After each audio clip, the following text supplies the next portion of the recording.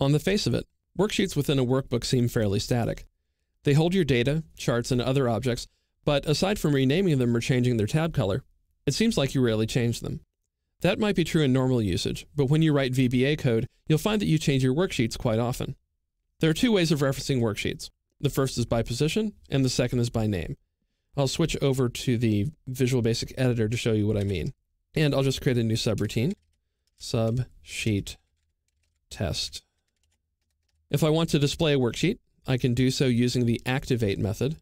So if I have worksheets, and then the name of the worksheet, call it sheet3.activate, and press F5 to run it, flip back to the workbook, and you see that sheet 3 appears. If I do the same thing for sheet 1, then sheet 1 appears. Now let's do the same thing by number. Let's say that I want to display the sheet in the second position. In this case, that would be sheet 2. So when I press F5 and flip back, you see that we're on sheet 2. A worksheet's index number, that's the number that appears here between the parentheses, represents that worksheet's position in the tab bar. So if I press Alt F11 to go back, you see that sheet 2 is in the second position. If I were to move sheet 2 to the left of sheet 1, go back, and activate sheet number 1, pressing F5, and go back, you see that sheet 2 is still active. That's because it is now in the first position. If I change it to worksheets 2, again, the index number for the second positioned worksheet, and press F5, we should see the sheet that is named sheet number 1. If you want to add a worksheet, that is, create a new worksheet, you can do so using the Sheets object add method. So if I press Alt F11 and go back, and I'll just type sheets, again, sheets, not worksheets. Sheets encompass also Excel for macro worksheets and chart sheets. So sheets.add, and if I press F5, I get a new worksheet. In this case, it is named sheet 4. If we flip back to the program window, you can see that it was added. And when you use the sheets add method, Excel adds the new sheet to the left of the sheet that was active at the time you ran the command. In this case, sheet 1 was active, so the VBA routine added sheet 4 to the left. So now this is worksheet 1, worksheet 2, worksheet 3, and worksheet 4. But now let's say that I want to add a worksheet at the end of the line. In other words, I wanted to add it here to the right of what is now sheet 3. To do that, I keep sheets add and then say after :equal.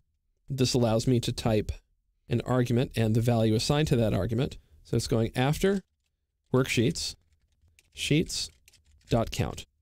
Now if I press F5, Excel creates a new worksheet and is at the end as opposed to being to the left of the worksheet that was previously active.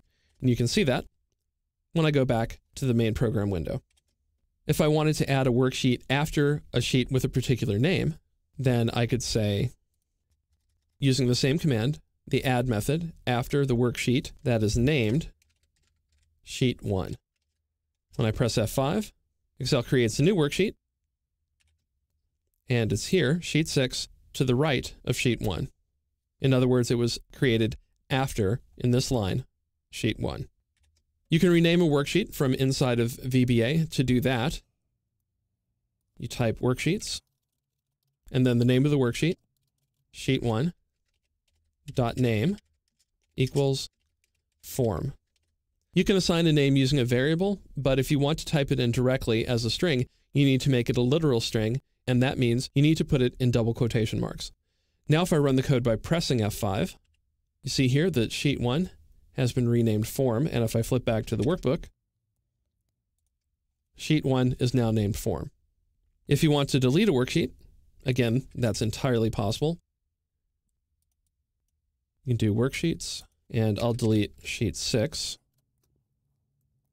Worksheets, delete. But now look what happens when I press F5 to run the code to delete the worksheet.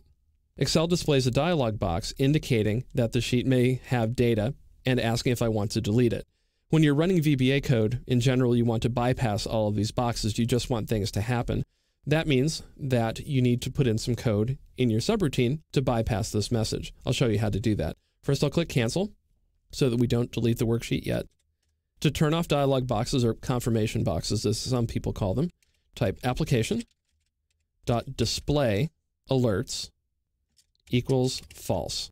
So now when I run it, Excel simply deletes the sheet. You can see that it disappeared from here. And also when I go back to the main body of the workbook, it's no longer on the tab bar. In general, if you run code that includes an application.displayalerts equals false, then you should reset it to true when you're done. So application display alerts equals true. I won't run the code because sheet 6 isn't in the workbook anymore, and it would just generate an error, but that is how you bypass that particular problem. The Excel object model has built-in programming hooks you can use to create worksheets, rename worksheets, and delete any worksheets you don't need. Just remember that deleting a worksheet is irreversible. Once it's gone forever.